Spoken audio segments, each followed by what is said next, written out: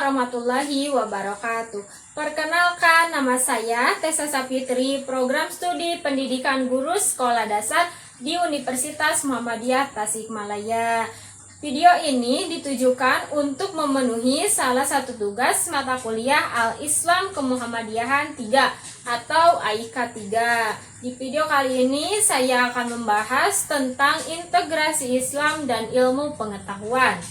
Langsung saja ya, poin yang pertama, hakikat ayat-ayat Allah. Al-Quran mengajak kepada manusia untuk merenungi berbagai kejadian dan benda-benda alam yang dengan jelas menunjukkan kepada keberadaan dan keesaan Allah beserta sifat-sifatnya. Di dalam Al-Quran, segala sesuatu yang menunjukkan kepada suatu kesaksian atau adanya sesuatu yang lain disebut sebagai ayat-ayat, yang berarti bukti yang telah teruji kebenarannya, pengetahuan mutlak dan pernyataan kebenaran. Jadi, ayat-ayat Allah terdiri dari atas segala sesuatu di alam semesta yang memperlihatkan dan mengkomunikasikan keberadaan dan sifat-sifat Allah.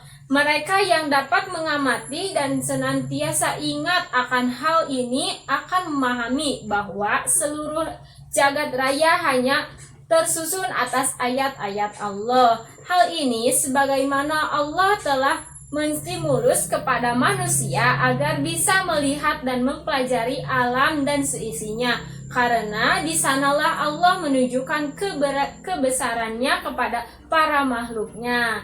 Allah berfirman yang artinya, perhatikanlah apa yang ada di langit dan di bumi. Tidaklah bermanfaat tanda kekuasaan Allah dan Rasul-Rasul yang memberi peringatan bagi orang-orang yang tidak beriman.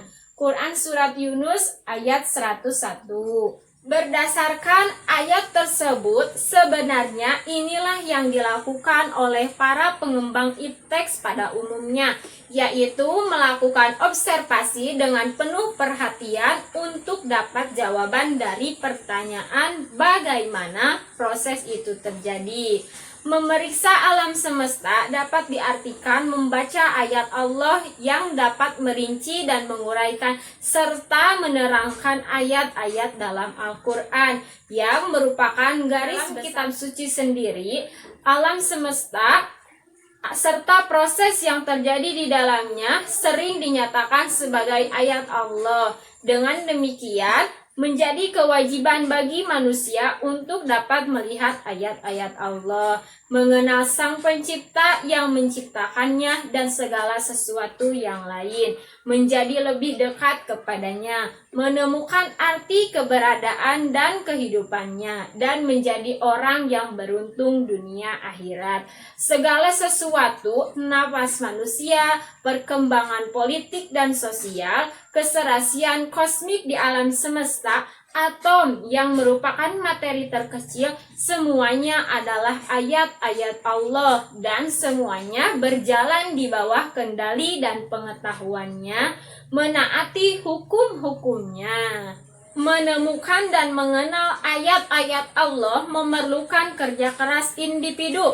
Setiap orang akan menemukan dan memahami ayat-ayat Allah sesuai dengan tingkat pemahaman dan nalarnya masing-masing. Selanjutnya, poin yang kedua, kesatuan antara ayat kauliyah dan kauniyah. Allah Subhanahu wa Ta'ala menurunkan ayat-ayat atau tanda kekuasaannya melalui dua jalur formal, yaitu ayat kauliyah dan jalur non-formal, yaitu ayat kauniyah. Ayat kauliyah adalah kalam Allah yang diturunkan secara formal kepada Nabi Muhammad. Sedangkan ayat kauniyah adalah fenomena alam, jalurnya tidak formal dan manusia mengeksplorasi sendiri. Al-Quran Al-Karim yang terdiri dari 6.236 ayat itu menguraikan berbagai persoalan hidup dan kehidupan, antara lain menyangkut alam raya dan fenomenanya. Uraian-uraian sekitar sebagai ayat-ayat kauniyah. Kemudian, proses terbentuknya ilmu pengetahuan tersebut menunjukkan bahwa Islam tidak mengenal istilah dikotomi, memisahkan dan membedakan antara ilmu keislaman dan ilmu keduniawian. Sekalipun kebenarannya yang terdapat dalam ilmu pengetahuan berupa kebenaran ilmiah, tetapi karena sebenarnya berasal dari Allah Subhanahu wa Ta'ala juga, maka ilmu pengetahuan dengan wahyu tidak mungkin berlawanan. Paradigma seorang muslim terhadap ayat-ayat Allah ini, baik ayat kauliyah atau Al-Quran maupun kauniyah atau fenomena alam, adalah mutlak, benar, dan tidak mungkin bertentangan. Karena keduanya berasal dari Allah. Pada faktanya, sains yang telah proven atau selaras dengan Al-Quran, seperti tentang peredaran bintang, matahari, dan bumi pada orbitnya. Namun, sains yang masih jernih atau teori kadang bertentangan dengan yang termaktub dalam Al-Quran, seperti teori evolusi pada manusia. Dengan demikian, Allah Subhanahu wa Ta'ala menuangkan sebagian kecil dari ilmunya kepada umat manusia dengan dua jalan. Pertama, dengan at-thariqah ar-rasyiyah atau jalan resmi, yaitu dalam jalur wahyu melalui perantara malaikat Jibril kepada Rasulnya, yang disebut juga dengan ayat-ayat kauliyah atau stajliyah. Kedua, dengan at-thariq ghairu rasmiyah, jalan tidak resmi, yaitu melalui pada makhluknya di alam semesta ini, baik makhluk hidup maupun yang mati, tanpa melalui perantara malaikat Jibril. Karena tak melalui perantara malaikat Jibril, maka bisa disebut jalan langsung atau tan.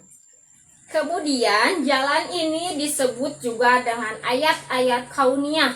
Ayat kauliyah mengisyaratkan kepada manusia untuk mencari ilmu alam semesta atau ayat-ayat kauniyah.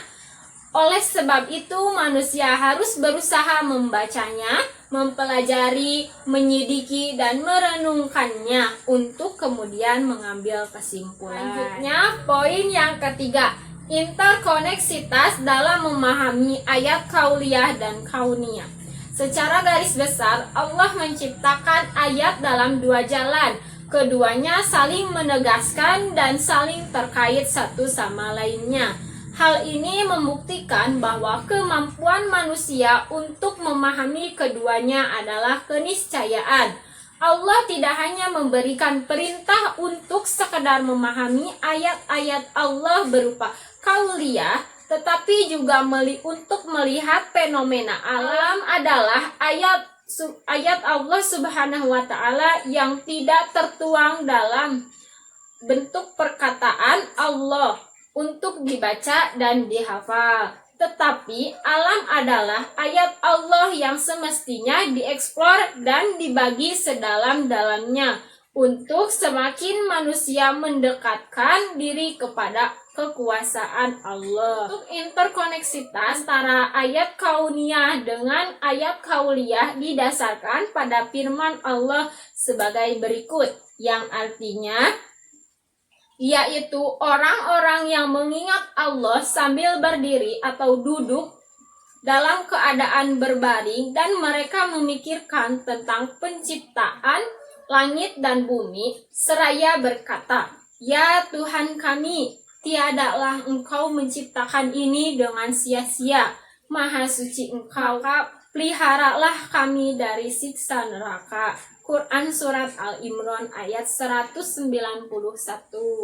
Beberapa contoh lain dari bentuk interkoneksitas ayat kauliyah dan kauniyah ditunjukkan pada hasil observasi dan penelitian yang berulang-ulang, bahwa siklus hidrologi atau siklus air, ayat kauliyah pada penjelasannya fenomena kauliyah, dapat kita tarik kesimpulan bahwa siklus hidrologi memiliki 4 macam proses yang saling menguatkan, yaitu 1. Hujan atau presipitas. Yang kedua, penguapan atau evaporasi, yang ketiga filtrasi dan perkolasi atau peresapan, dan yang keempat lipatan permukaan atau lipatan air tanah. Isyarat adanya fenomena siklus hidrologi. Dengan demikian, interkoneksitas antara ayat kauliyah sebagai petunjuk wahyu yang memberikan isyarat global tentang fenomena iptek untuk membantu menjelaskan dan mencocokkan terhadap ayat kauniyah. Hal ini merupakan suatu sunnatullah yang terus-menerus tidak terputus. Nah, kesimpulannya, ayat kauliyah adalah kalam Allah atau Al-Quran yang diturunkan secara formal kepada Nabi Muhammad. Sedangkan ayat kauniyah adalah fenomena alam, jalurnya tidak formal dan manusia mengeksplorasi sendiri. Ayat-ayat kauliyah mengisyaratkan kepada manusia untuk mencari ilmu alam semesta atau ayat-ayat kauniyah.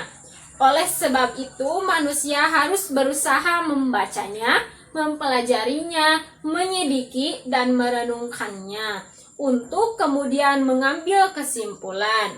Dalam berbicara tentang alam dan fenomenanya, paling sedikit ada dua hal yang dapat dikemukakan menyangkut hal tersebut. Di antaranya, yang pertama, Al-Quran memerintahkan atau menganjurkan kepada manusia untuk memperhatikan dan mempelajari alam raya dalam rangka memperoleh manfaat dan kemudahan bagi kehidupannya dan mengantarkan kepada kesadaran-kesadaran akan keesaan dan kemahakuasaan Allah. Kemudian yang kedua, alam dan segala isinya beserta hukum-hukum yang mengaturnya diciptakan, dimiliki, dan di bawah kekuasaan Allah, serta diatur dengan sangat teliti. Interkoneksitas antara ayat kauliyah sebagai petunjuk wahyu yang memberikan isyarat global tentang fenomena iptek untuk membantu menjelaskan dan mencocokkan terhadap ayat kauniyah. Sekian yang dapat saya sampaikan mengenai integrasi Islam dan ilmu pengetahuan. Mohon maaf apabila masih banyak kekurangannya. Wassalamualaikum warahmatullahi wabarakatuh.